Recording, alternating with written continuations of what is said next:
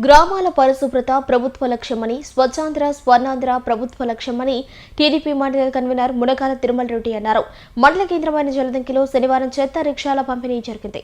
అన్ని పంచాయతీలకు రిక్షాలు పంపిణీ చేస్తున్నామని ఈవోపీఆర్టీ యు లాలపరెడ్డి పేర్కొన్నారు.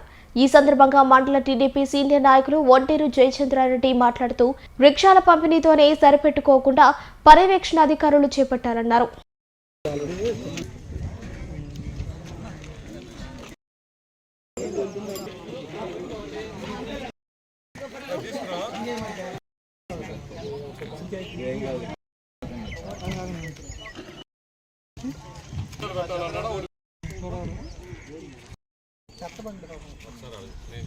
స్వచ్ఛాంధ్ర స్వర్ణాంధ్ర కార్యక్రమంలో భాగంగా పంచాయతీలకు చెత్త బండ్లు పంపిణీ కార్యక్రమానికి విచ్చేసిన గ్రామస్తులకి, నాయకులకి, అలాగే సెక్రటరీస్కి ప్రతి ఒక్కరికి పేరు పేరున ధన్యవాదాలు. ముఖ్యంగా స్వచ్ఛాంధ్ర స్వర్ణాంధ్ర గతంలో చెత్త ద్వారా ఎరువును తయారు చేయడం ఇలాంటి చాలా గొప్ప ప్రోగ్రాం జరుగుతున్నది. ఎక్కడ చెత్త వేయకుండా పరిశుభ్రంగా ఉంటా, అలాగే దాని ద్వారా ఎరువుని తయారు చేస్తా, తద్వారా స్వచ్ఛందంగా ఎరువును తయారు చేయడం కానీ చేస్తున్నారు. కానీ గత 4-5 సంవత్సరాల క్రితంలో చెత్త బండ్లు మాయమైపోయి, అంటే కనుమరుగైపోతాయి ఇటు లైఫ్ టైం తక్కువ కాబట్టి. తర్వాత కూడా తిరిగి ఇచ్చిన దాఖలాలు లేవు.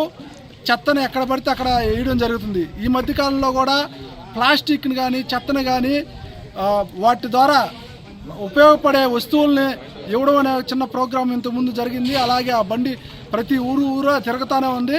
అలాగే అది కంప్లీట్ అన్ని పంచాయతీలు కవర్ చేయకముందే మళ్ళీ మన కూటమి ప్రభుత్వం చంద్రబాబు నాయుడు గారి ఆశీస్సులతో, అలాగే మోడీ గారి ఆధ్వర్యంలో పంచాయతీరాజ్ శాఖ ఆధ్వర్యంలో, పవన్ కళ్యాణ్ గారి ఆధ్వర్యంలో, మన ఎమ్మెల్యే కాకర్ల సురేష్ గారి ఆశీస్సుల మేర ప్రతి పంచాయతీలకి తగినన్ని బళ్ళు పంపకాలు ఇస్తున్నారు. కాబట్టి ప్రజలందరూ కూడా ఈ బళ్ళను ఉపయోగించుకోవాలి. చెత్తని మనకు నచ్చిన దగ్గర, మన ఇంటి ముందరో లేదంటే మన వీధి చివరిలో వేసి తగలబెట్టడం ఇలాంటివి చేయకుండా ఈ బళ్ళు ఉదయాన్నే కానీ సాయంత్రం కానీ వచ్చిన టైంలో ఉపయోగించుకొని చెత్తని వాళ్ళకి ఇవ్వడం ద్వారా తర్వాత మళ్ళీ దాన్ని మనం ఎరువుగా తయారు చేసి మళ్ళీ మనకే ఇస్తారు, మనం కొనుక్కోవచ్చు.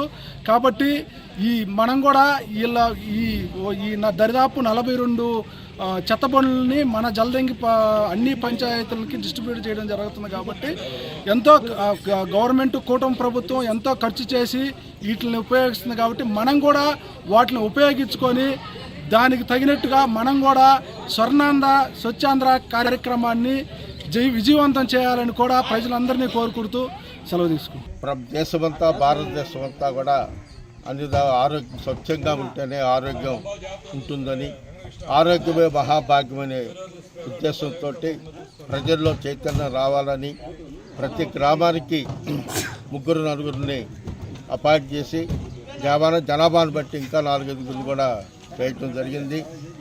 అందరికి కూడా రిక్షాలు ఇచ్చి అవన్నీ కూడా ఈ మధ్యలో కూడా కాలాతీతం చెడిపోవడం కూడా జరిగింది. అయిపోయిన తర్వాత నూతనంగా మరలా కూడా ఇప్పుడు అన్ని పంచాయతీలకి అవసరమైనట్టు మేరకు ఇవన్నీ కూడా చెత్తబండ్లకు ఈరోజు ఇవ్వటం చాలా సంతోషకరమైన విషయం.